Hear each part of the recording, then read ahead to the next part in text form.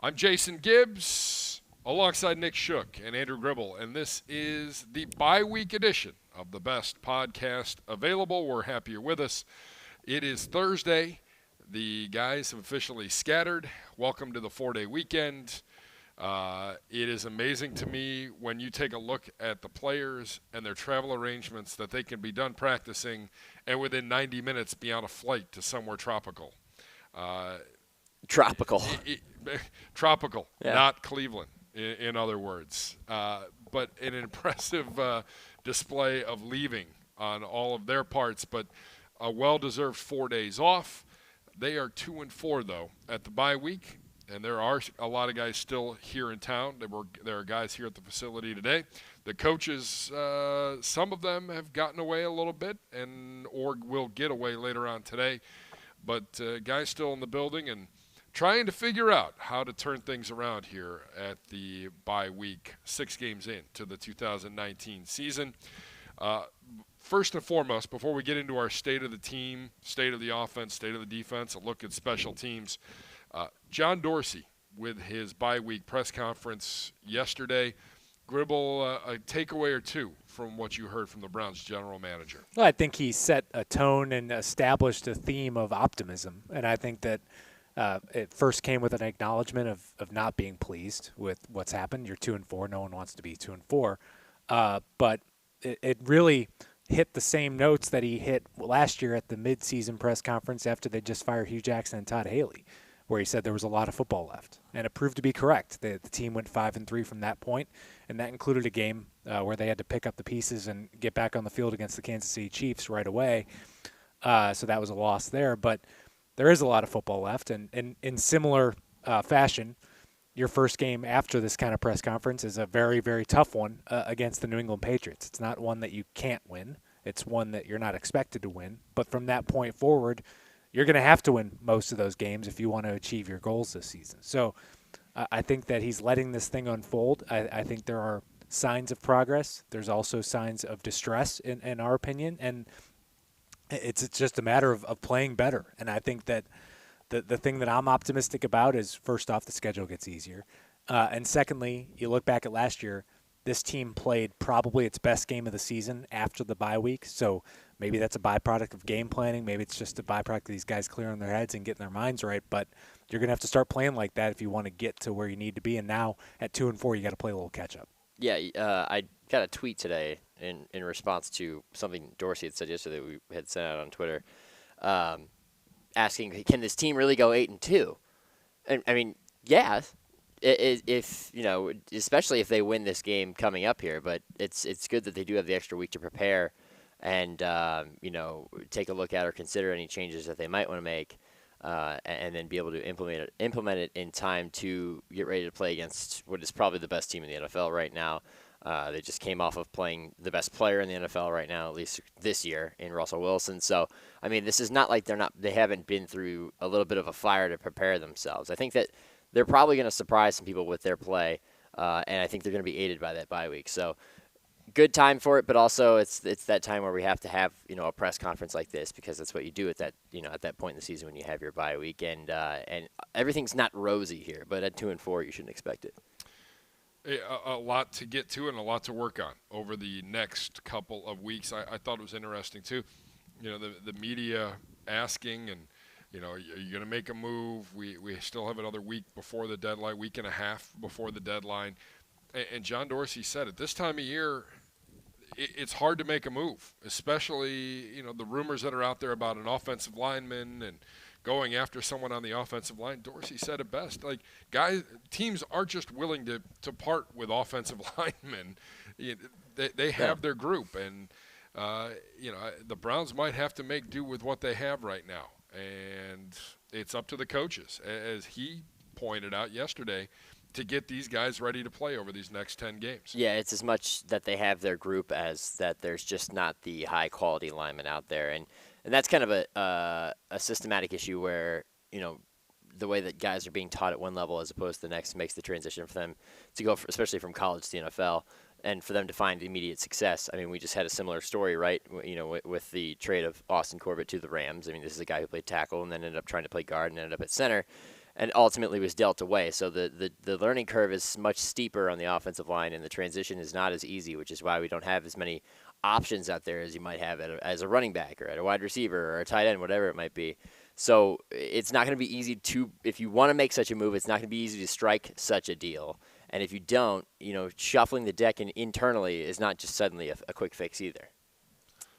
The Corbett trade, can we talk real quick? Does Yeah. this expedite the need or desire to lock up J.C. Tretter at a longer point in time? I mean, that's something that comes up. I mean, he's played really well these last few years, and I think you had that contingency plan with Austin Corbett where maybe he was being groomed as the center of the future. Well, now you don't have one. So I think that J.C. Tretter might be the center of your present, near future, and long future. So that's something that we might want to keep an eye on here. And maybe it happens in season, maybe it's right after season. But I imagine JC is a guy that wants to keep playing here, and he's played really well. Him and Batonia are not your problems on the offensive line. The rest has been the issue, and that's an area that we're going to have to focus on here in the next week or so and see if there's going to be any different pieces on that offensive line when you line up against the Patriots. Yeah, Dorsey said it best yesterday. He believes that you have to have a strong foundation on both offense and defense, and that starts with the lines. Those two lines. This is what he did during the press conference, sitting right here. Those two lines, right in front of you. Yeah, right here, are the most important parts of your football team. And I think right now you're getting good performance from one, and you're getting decent performance from the other, but it's not quite where you want it to be in order to have success. And as we all know, once you get to 4 losses in 6 games, time, it gets late a little early. So the pressure's on. No question about it. Gribble, were you surprised about the Corbett trade? Maybe by the timing, and I guess you take advantage of a situation where the Rams just need bodies at this point because they've been struggling with injuries, and it must have just reached the point where you're like, what's the ceiling of Corbett here in Cleveland? Does he need a fresh start? And you hold on to him because he's a 2nd-round pick, but at what point do you cut your losses and move on and give him another opportunity? I think you moved him around at every possible position, and if you couldn't make him an active member on your game day roster at this point of the season, what does that mean about his 3rd season? Or can you even bank on him being on the field then? And then maybe it's part of it's like, hey, we want to keep J.C. Tretter here long term, and center's not going to be the position that he's going to be able to move into as well. So I guess if you evaluate the market, 5th-round pick, or reportedly a 5th-round pick for the deal, I guess you make the move and you move on. I think it was telling that, and this is a tease for what's coming up, which is a one-on-one with James Campen, the offensive line coach, but I think it's telling that one of the responses he gave me in that interview was pointing out the fact that the Browns used all 7 of their active linemen last week. And if Austin Corbett, like you said, can't be one of those active linemen, then it makes you start to wonder, especially when one of those active linemen, actually both of them are guys you acquired at the start of the season. I mean, It's not like these guys went through camp and really proved something. These are guys you brought in late. That right there proves to me that, okay, maybe you go back and reevaluate where you are with this player, and I think if you can get value for him, and if you deem it, appropriate value, then you pull the trigger, and they did. There's lineman after lineman after lineman in the NFL who's been like Austin Corbett, where the first place didn't work out, 2nd or 3rd might work out just fine for him. I mean, I think that there's an example right now in the Kansas City Chiefs. The Browns had to move on from Cam Irving. Yep. He's filling in just fine over there. I mean, these guys develop at different points and different times in their career, but now when Corbett goes to the Rams, he's no longer 2nd-round pick Austin Corbett. That's the difference. When you go into a different setting, you don't have to deal with that kind of label on you, and you don't have to deal with those kind of pressures, and you're really going to have to fight for your spot on that roster. Yeah, it's funny. He goes from, this is the guy you spent the 33rd pick on, to, we only gave up a 5th for him. Oh, look, he's playing great, And it can turn around that quickly, and perception can change that quickly. All right, let's take a look at the offense here through 6 games. And, Gribble, I'll start with you. Give me a positive that you've seen from this offense through 6 games. Nick Chubb. I think that's. He's one of the best running backs in the league, and I think he's only 11 yards off the league lead in rushing. Both him and McCaffrey are going to be off this week, so they'll fall back to the pack a little bit. I'm playing you in fantasy this week, and you have McCaffrey. Yeah, it's okay though. We'll still win. We're on a roll. You might. I'm 0-6. But he's been really good, and I think that I think that's why everyone wants to get him the ball more. I don't know if you really can get him the ball too much more without running him into the ground. He touched the ball. I think he ran it 22 times this past week, had a bunch of other passes thrown his way as well. He's been really good, and I think that this offensive line's had its struggles, but they've been all right at run blocking and opening up holes for him. It'll be interesting to see what happens once you get Kareem Hunt involved, how you can maybe make that a real strength of your team. But he's been pacing this offense, and when he's playing as well as he has, that's why people keep saying run the ball, and it makes it important enough to not fall behind early, not get in penalty situations where you can't run the ball. That's where he becomes so valuable. And I know that I've kind of maybe had this epiphany the last couple weeks with this offense.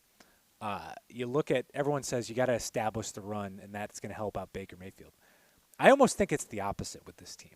I feel like Chubb's best games with this offense are when the offense comes out hot passing the ball, and then he closes out the game in the second half.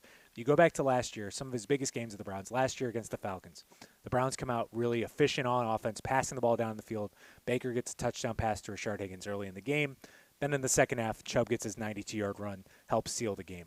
This past year against the Ravens, the offense was really good in the first half throwing the ball. They weren't good running the ball. Chubb hadn't done much in the first half at all. Correct. They're passing the ball a bunch, and then it's the second half where he comes in and seals the game. So I don't necessarily think this is an offense where it's Chubb first, then that helps Baker. I think it's Baker in the passing game first, then Chubb comes in and helps you out. Yeah, I totally agree. And Chubb is also a guy who gets stronger as the game goes on, and maybe some of it is due to that. But, I mean, we've seen even this year that, you know, he's just seems to improve as you get in deeper into the second half, and you really need maybe a run or two to ice things or put you in a better situation. I mean, he's about as reliable as they come. But I am really intrigued about the potential for coming out in two-back sets and different things you can do out of the shotgun and maybe out of the pistol once Kareem Hunt is available, because that's somebody else that you have to account for. I mean, with all due respect to Dontrell Hilliard and Dearness Johnson, they are not Kareem Hunt. They are not somebody where you're looking, oh, that's 27 over there.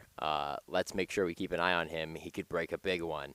And I think it'll make this offense more balanced and more dangerous, which could help in the long run, because – you know, people talk about establishing the run in part because you want to soften up a defense. You want to keep them from pinning their ears back. And that's totally true. But at the same time, you could do that similarly in the passing game if you can, you know, become a quicker passing game, which is what we saw early in that game. And I think there was a little bit too much emphasis on, oh, my God, Baker Mayfield got the ball out so quick. He must just only be good at doing that on Sunday, which is not the case.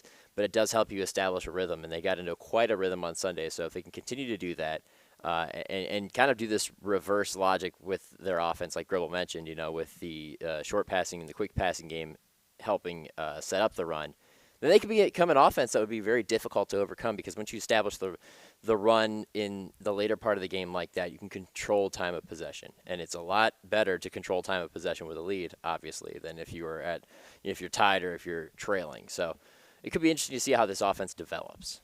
What's one thing, Shook, that scares you when it comes to this offense or worries you through 6 games? I think right now it's just the turnovers, and a lot of them have been happenstance. They've been unfortunate circumstances where a ball goes off a receiver's hands and a defender is right there to pick it off. And I think, you know, Jarvis made a good point when he talked with reporters on Monday, which was, you know, anytime a ball gets tipped in the air in this league, it's likely to be intercepted. And I think that's something that you've got to cut down on.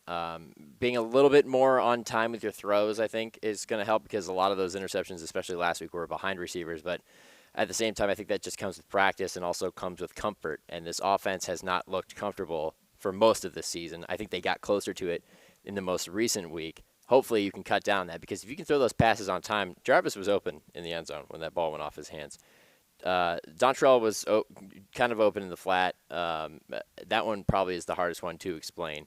And then the first interception on Sunday, which was basically Odell got screened off of his own play, got bumped. That could have gone for a pickup of, you know, 7 to 15 yards, if not more. I mean, it was there.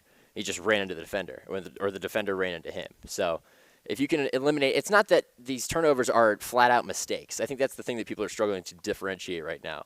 Sometimes they're just, that was a little bit off, it got tipped and ended up in the opponent's hands. So just working on that, I think we'll cut down on that, and then we'll allow you to put up more points and end up coming away with wins, because let's face it, you're a turnover or two away in that game for winning that game.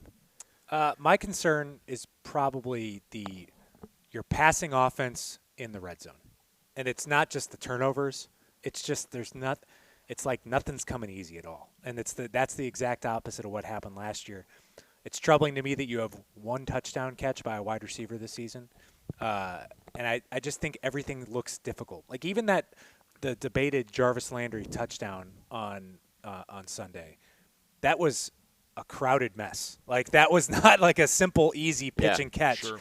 And that's not what this was supposed to be when you have guys like Odell Beckham and Jarvis Landry. I know you're missing a really good red zone target in David Njoku, but it's just everything is a struggle once you get inside the 15-yard line. It's almost like I'm grimacing when you have first and goal at the 8. Yeah. Like I don't. It's like I don't like. Why didn't you I score don't already?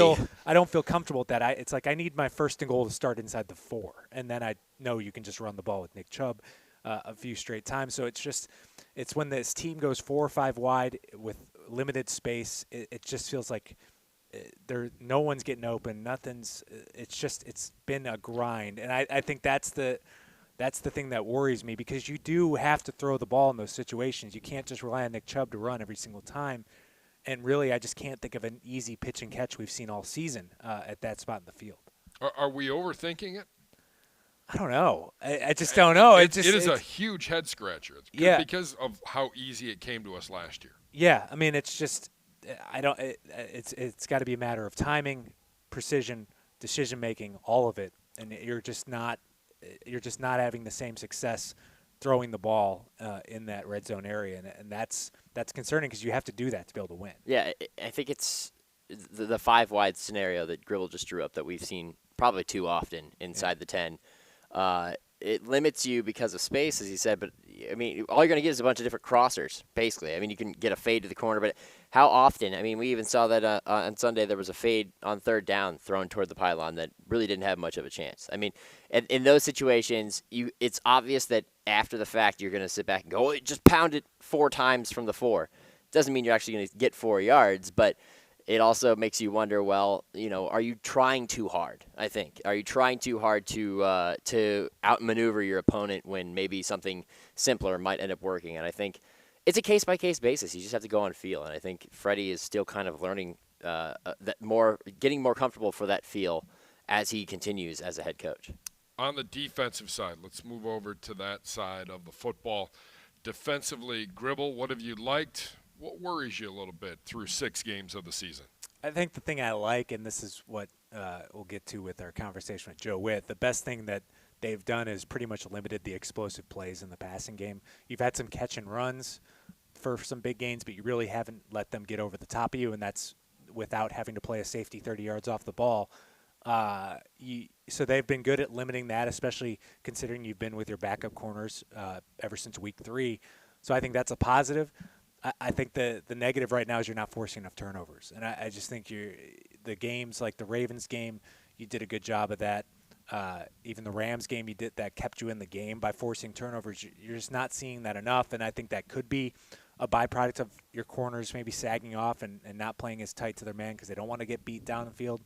So I just think that's something that needs to improve over these next few weeks, because you've got to get some situations where you're setting up your offense with some short fields, especially when they're going through the issues they are right now. I think we saw a good example of how a turnover can affect the game. Even though it didn't produce an immediate touchdown, the fumble in last week's game ends up you're down onto the goal line and should score a touchdown there. And then you could really count the next sequence of events as a quasi-turnover, because the punt that you forced out of the back of a short end zone, it went out at the 24. So, I mean, that's basically where you would have an interception if they're trying to throw the ball out of the end zone anyway. So I count that almost as a turnover, and then you end up scoring off of that. So the more you can do that, the more, the higher chance you have of success, but it's easier said than done. What bothers you? What do you like? The last 2 weeks, the run defense needs to be better. I think that San Francisco did a very good job of blocking up, their plays. I mean, Kyle Juszczyk is a huge part of that offense. I know he got hurt, but he was probably the most important player not named Jimmy Garoppolo in that offense, just because of the many things that he does in the passing and the run game. And the way that his block is really the one, it's the cherry on top. It's the one that finishes the masterpiece and then opens a huge hole for a big run. And I think that the Browns fell victim to that a lot, and they kind of talked about it, in the days that followed, that they tried to get too cute in matching what the Niners were doing instead of sticking to what they do and forcing the Niners to adjust accordingly. So, that was a glaring concern. And then the Seahawks, they didn't really rip off a ton of big plays, but gradually they rushed for a good amount of yards last week. So I think you need to get better at that. That's what's concerning. But overall, I mean, I like the way that this defense has played. You've given up 30-plus in the last 2 games. The last game became a shootout, and you got drilled in time of possession, so your offense isn't doing you any favors. It's a 7-minute difference, and you're going to end up gassed in situations like that, which is why I wasn't entirely surprised that Russell Wilson led them down the field and scored that touchdown at the end of the game. But overall, I think they've done a good job of keeping this team in the game as the offense has tried to figure it out. That's what's most encouraging. Also encouraging is the fact that you're going to get Denzel Ward and Greedy Williams back, and that should make your secondary a lot better. And last week was the first time that they didn't really play up to par. So you get them back. Hopefully you get stronger in the back end. You can limit the total amount of yards gained by an opponent, the total amount of points scored, and then you get a better chance of winning a game. Gribble, did we get to you on what you did like from this defense? Or Yeah, I don't like that they've minimized the explosive plays. I think that's fine, and I think that you're getting. I think you're getting what you wanted out of your defensive line to an extent with pressuring the passer. It seems like truly the games where they've gotten the worst amount of pass rush is these games against these patchwork offensive lines. The Titans game and the Seahawks game. I mean, you're almost better off with their whole starting 5 in there. Yeah, there was moments in that Seahawks game where it's like there's no one even getting close to Russell Wilson. He's not even moving, and I think that's so. I'd say the pass rush has been a little inconsistent. It's hard to be great every single game, but I think that Olivier Vernon is taking a lot of undue criticism because of the numbers. I think he's having an impact on the game. I think he had an impact this past game against the Seahawks. You just need to see it all come together and really kind of wreck a game and getting the pass rush. I think there could be an opportunity against the Patriots. I don't think their offensive line is great by any means, and Tom doesn't move. So yes, I think there's an opportunity to start, really pinning your ears back and getting after these quarterbacks, and that's a Patriots offense that's really not playing all that well. They're relying on their defense. So I think the pass rush can be better. I still think they've handled the adversity with the amount of injuries they've had pretty well, but you've got to be a little bit better than you've been these last couple weeks. I think that the Browns have gone through quite a gauntlet defensively for opposing offenses. They've faced pretty much every style of offense you could have in these first 6 games, and they've also faced a who's who of quarterbacks. I mean, you've got Russell Wilson last week, the week before Jimmy Garoppolo. You faced Jared Goff. You had to deal with the many different artistic stylings of Lamar Jackson. I mean, it's been a struggle, and yeah, Marcus Mariota has been benched in Tennessee, but he still brought that mobility that you had to account for as well. The only time you really got a break at quarterback is when you played the Jets. So, it's been a lot to prepare for, and I think they've handled it well. I think that Tom Brady is probably the least mobile quarterback they're going to face since Trevor Siemian / Luke Falk in week 2, and I think that could bode well. But, numbers-wise, it's not really, on Olivier Vernon. He's affecting the game more than one way. And the rotational guys up front have done well. I mean, Devereaux Lawrence has played very well. Daniel Quale has done his job in spots. I just think it's a matter of playing complementary football for this entire team, which they got close to doing on Sunday. They just need to be better at. All right, let's get a quick thought from both of you on the special teams and Mike Prefer. Maybe the best unit so far through 6 games on this football team, and who would have thunk it with 2 rookie kickers when Gribble, when you and I sat in this room on cutdown day and said, all right, we're going to go with 2 rookie kickers. Buckle up. Let's see. Here we go. Yeah, they've been better than I think we could have ever imagined, and I think that they've been fine. I mean, you had a punt block this past week; it didn't really get you beat. That's the key thing. I don't know if special teams has necessarily won you a game yet.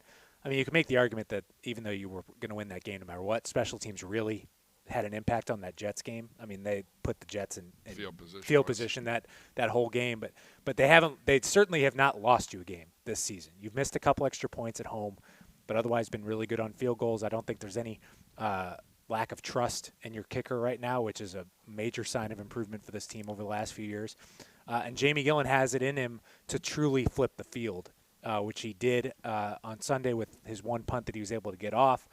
And overall you're covering punts and kicks as well as you have in years. So it's really a testament to coaching. and I think that a buy-in from some of these players. And I also think, compared to past years, this is purely anecdotal, and I'm just throwing this out there. You haven't had the same roster churn at the bottom of your roster this year. You've had about the same guys out there all year, and I think that's had a big impact. There's something to be said for that. Yeah. Cohesiveness can go a long way. Yeah. Just saying. First off, Jamie Gillen is a dream for a guy like Jim Tressel, for example. It's like his greatest dream he ever woke up from the next day. He's like, oh my God, I have a punter who could send it a net of 65 to 70 yards, once or twice a game, and really help you win the field position battle, which I think has really helped the Browns more through the first 6 games than I think we realized if you went back and really looked at it. And you're like, wow, that punt put them in much better position. You'd see how much he's impacting the game. But, yeah, I think the one thing that was missing until this last game was the return game. Teams had done well of covering punts, especially with Jarvis Landry back there returning punts, and the one time Odell Beckham returned a punt. And they were covering kicks as well, and then you finally got a spark on the first opening play of a game, and it produced 7 points basically because you scored 3 plays later. So the more you can do that, obviously, is going to bode well for your team, but it was encouraging to see that they have the capability of doing that, which they haven't done so far, but they've been lights out everywhere else. Be honest, how long did you guys look at the field to try to find a flag on that Dontrell Hilliard return? At least I was 4 looking seconds. everywhere. Yeah. I was like, if you go back and look at the Jim Donovan clip, because we have the camera in the booth, I'm not looking at the play. He's looking this way, and you're looking this way. Yes. It was the same thing on the Chubb touchdown. well, it's not just a reflection of our history. It's more a reflection of how hard it is to return a kick in the NFL Yes. these days. I mean, you just don't see plays like that anymore. Oh, I think that's the reason why Dontrell, I think he leads the league in kickoff return yards because of that one play. And to think if he hadn't stumbled in open field, he probably would have scored. Yeah. Maybe. And the crazy thing was the Bengals returned a kick at the exact same time for a touchdown. The AFC North was figuring things out, returning kicks at the exact same Special time. Teams Division of the Year. Yeah. Perfect. I'll go with that. All right, let's get a few awards in here real quick. Just some accolades. We're 6 games in. Again, as John Dorsey said yesterday, there's a ton of football left to be played. Through 6 games, though, outstanding offensive player. Gribble, we'll start with you. It's an easy one. It's Nick Chubb. What do you got? I was going to go with the same thing. I mean, I just knew he was going first, so he'd get the credit for it. Yeah, it's just, All right, well, I'll give you No, unanimous. it's fine because it's obvious. There's no question. There's no argument. There's no debate. All right, is the runner-up Jarvis Landry? Yeah, I would say so. I think he's done. Well, could you? I was leaning on you to maybe pick a guy like Joel Bitonio, but I don't know enough to say that if he's been the second best. I mean, a lot of Nick Chubb's big plays have been a product of solid run blocking, Farrell Brown and Demetrius Harris doing a really good job on the edge, and also Nick Chubb having excellent vision and being a very decisive and explosive runner. So I'll save that. I think it is Jarvis Landry. I think he provided a emotional boost in the win over Baltimore with his performance and his attitude and the way he carries himself during a game. I think he's probably going to have to be even more vocal of a leader than he is at this point. But I think he sets the example with the way that he carries himself, and I hopefully the rest of the team can kind of embody his spirit, because if they can, they're going to come out of the gate like gangbusters and run off some wins and make a lot of people happy. I think Odell and Jarvis have been about equal, because I think they've both been a little hot cold in some of these games, and that's not really a reflection on their personal play, but just how the game has worked. I mean, Jarvis had the one big game against Baltimore. Odell has had 2 big games. It's been kind of a mix of both. You really haven't gotten both of them going at the same time. I don't know if you really can. I mean, the only team that seems to get 2 receivers going at the same time is Tampa, and do you really want to be like Tampa? No. It's not. I mean, that's not. It's more of a fantasy football thing than it is a winning football thing. When you get both receivers in these high numbers, that means you're probably playing from behind. Usually, it's going to be one or the other, and I think that's the way it's been so far this season. I think the advantage in having those guys is not that you want each of them to go for 8 for 150 and 2 touchdowns each and put up 50 points. It's that they have the potential for either of them to do it, because it just makes game planning for your offense so much more difficult for a defense, and then opens up so much more. I mean, on Ricky Seals-Jones' touchdown against the Seahawks last week, Odell ran 2 guys off him. I mean, he had a man on him, and he ran him to the goalpost. And then there was a safety who was trailing Ricky across the field, who might have had deep third responsibility, saw Odell running that way, took 2 steps, which would basically be east, but if you're looking north-south in the field, he went north toward the goalpost, and that was all the space that was needed, not only for Ricky to catch the ball, but then to go in untouched, because by the time that defender recovered, there was no way he was catching him before the end zone. So that's the impact a guy like Odell has. Jarvis can have that same impact if he's been going off, and I think that's where the real danger lies. And you just hope that it starts to string together some wins. I'll start with you. Outstanding defensive player through 6 games. Miles is the easy pick here because he's tied for the league lead in sacks with 9, but I'm going to go with Joe Schobert because he's just been a very reliable quarterback of this defense. I think he's helped Mac Wilson get acclimated more than people might realize after the loss of Christian Kirksey, and he's had some really good games statistically. I mean, the Jets game, what did he come away with, like 16 tackles 16, or something like that? Yeah. Yeah, I mean, that's crazy to think of, and he's been there to recover some timely fumbles and make some plays, and he's been, I think, a good pacemaker for this entire defense. So while there are other players who are making a bigger contribution, maybe statistically or maybe when you think back to a game, I think no one is more steady than Joe Schobert right now. I'll go with the easy answer. It's Myles Garrett. He has 9 sacks. Somehow gets taken for granted, especially by one fan earlier this week. That's a historic pace. It's crazy that both him and Shaq Barrett have 9 sacks. Yeah. I mean, they're on pace to potentially break the NFL record this season. I mean, that's really good. He's going to shatter the Browns record this season if he can stay healthy and stay on the field all 16 games.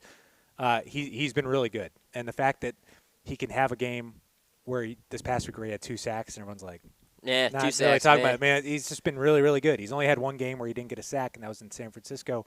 He's having a consistent impact on the game, and he's one of the NFL's best pass rushers, if not the best right now. We had a question during the whip before last game. What can he do to elevate himself to serious consideration for NFL Defensive Player of the Year? And I think the only thing that he can do more than he's doing right now is to affect the game so much that you have to account for him on every single play. And I think he'll make those tackles against the run, but it's to the point where you have to account for multiple blockers and try to run away from him. And I think he's almost there. He's not quite there yet, but he's almost there. He's definitely there in the passing game. And I think once he gets to that point, that's when you're really going to start hearing about him outside of just the Cleveland area. All right, newcomer award. Free agent or draftee that's made the biggest impact through 6 games? Gribble, we'll start with you. I'll go with Ricky Seals-Jones, the team leader in touchdown catches right now with 2.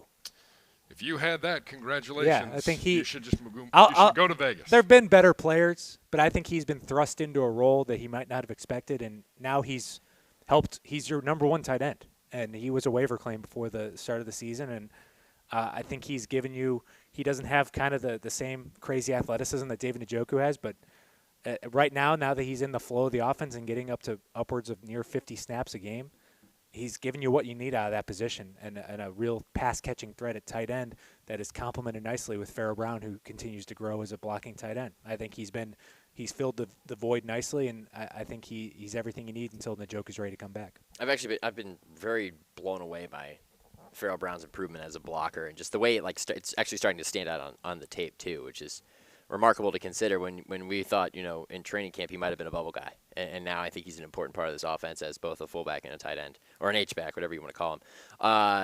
My answer to this question, though, is I'm going to stick with defensive tackle Sheldon Richardson, who has not appeared in the sack category. He's had a couple sacks stolen from him. Definitely had a half sack stolen from him on Sunday. He'll tell you that, too. We'll give it to Miles. Yeah, he will. He'll tell you 3 times.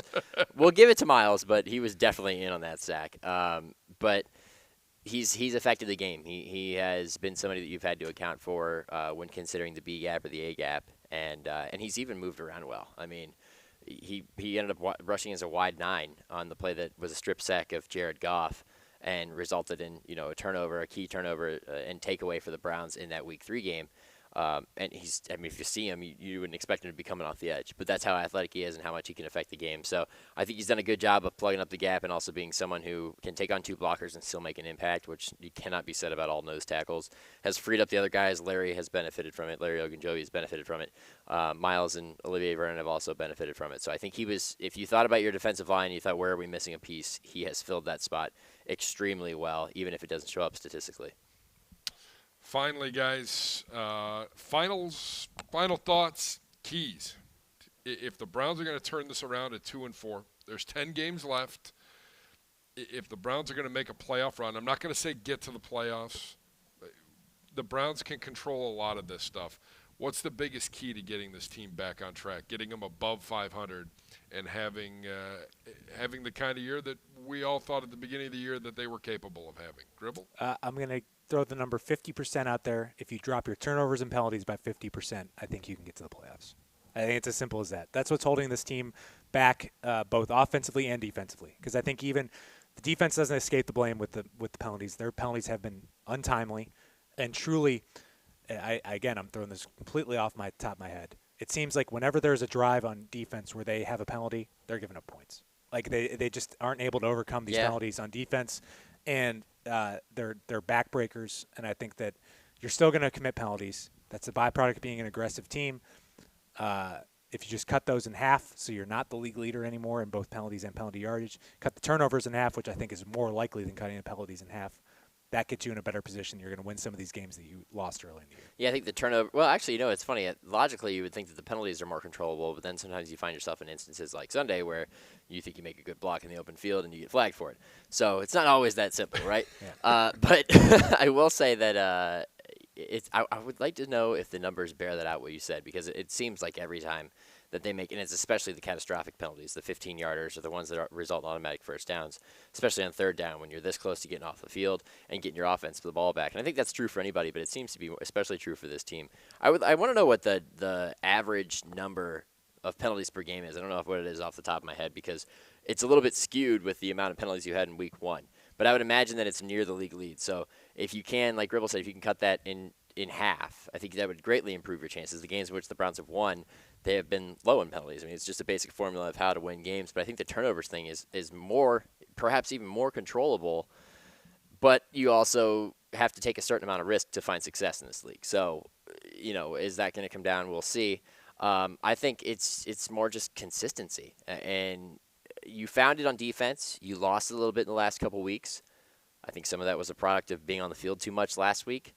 You just got punched right in the mouth in San Francisco and did not recover. But you need to be more consistent on both sides of the football. I think, again, the emphasis is on playing complementary football. And I think right now 2 of the 3 phases are doing their job, and I think that the offensive phase needs to step it up. And I think that you'll get on that track as long as, you take advantage of this week and come out strong, because I think that's going to be important. At 2-4, the world is not over. You said, I'm not going to, say about making the playoffs. Well, we'll talk about it. That's the goal. Let's talk about making the playoffs. What can they do to make the playoffs? Move the football consistently, give your defense a chance to not be on the field all afternoon, and grab another lead early, and this time hang on.